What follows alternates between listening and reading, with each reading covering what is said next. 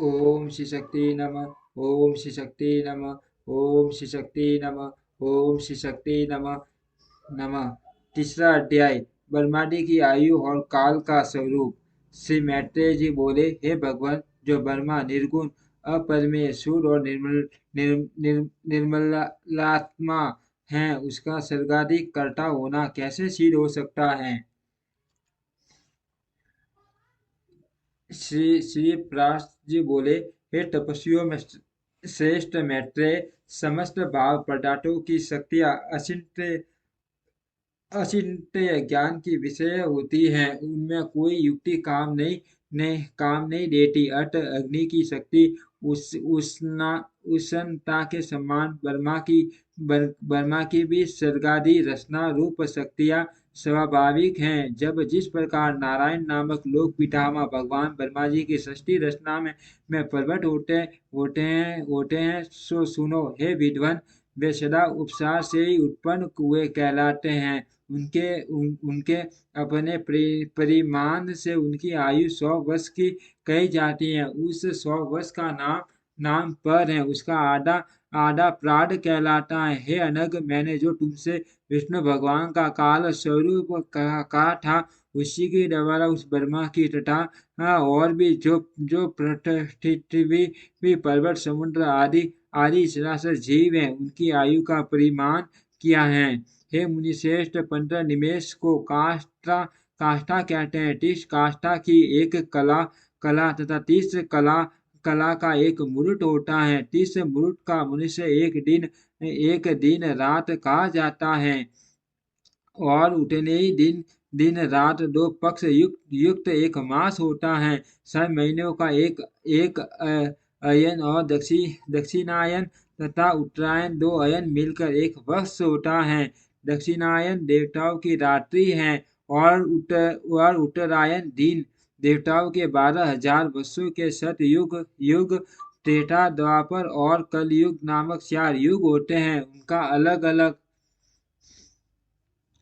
परिमाण परिमाण परिमाण मैं तुम्हें सुनाता हूँ।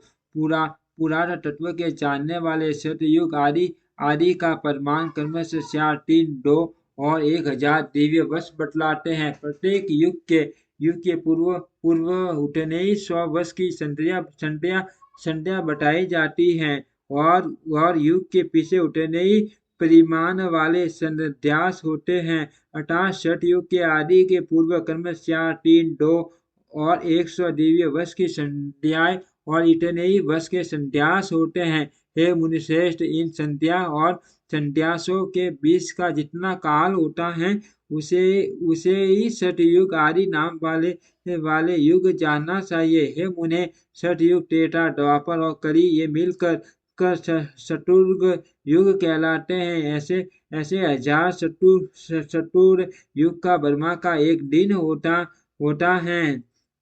हे ब्राह्मण, ब्रह्मा के एक दिन में 14 मनु होते हैं। उनका कालकृत परिमाण सुनो। सप्त ऋषि, देवगण, इंद्र, मनु और मनु के पुत्र राजा लोग पूर्व कल्पानुसार एक ही काल में रचे जाते हैं, और एक ही काल में उनका संहार किया जाता है।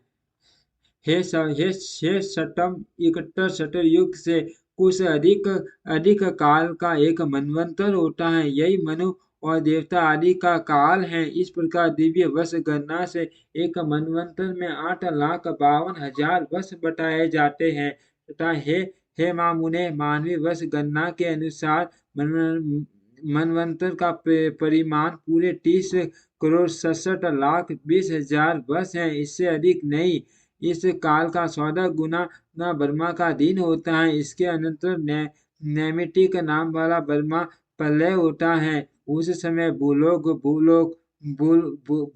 और स्वर्गलोक तीनों जलने लगते हैं, और मलोक में रहने वाले सिद्धगण अति संतप्त होकर जनलोक को चले जाते हैं। इस प्रकार त्रिलोकी के जलमय हो जाने पर जनलोकवासी योगियों द्वारा ध्यान किए जाते हुए नारायण रूप कमल योनि ब्रह्मा जी त्रिलोकी के ग्रास से टूट होकर दिन के बराबरी परिमाण वाली उस रात्रि में शेष शैया पर शयन करते हैं और उनके बीत जाने पर पुण्य संसार की सृष्टि करते हैं। इसी प्रकार पक्ष मास आदि गणनाओं से ब्रह्मा का 1 वर्ष और फिर 100 वर्ष होते हैं। ब्रह्मा के 100 वर्ष ही उस महात्मा ब्रह्मा की परमायु है परमायु हैं। हे अनग, उन ब्रह्मा जी का एक प्राण बीत चुका है। उसके अंत में 5 नाम से विख्यात महाकल्प हुआ था। हे दिविज, इस समय वर्तमान उनके दूसरे प्राण का यह वारा नामक पहला कल्प कहा गया है। इति श्री विष्णु पुराणे प्रथमो तृतीय अध्यायम। ओम श्री शक्ति नमः। ओम श्री शक्ति नमः। ओम श्री शक्ति नमः।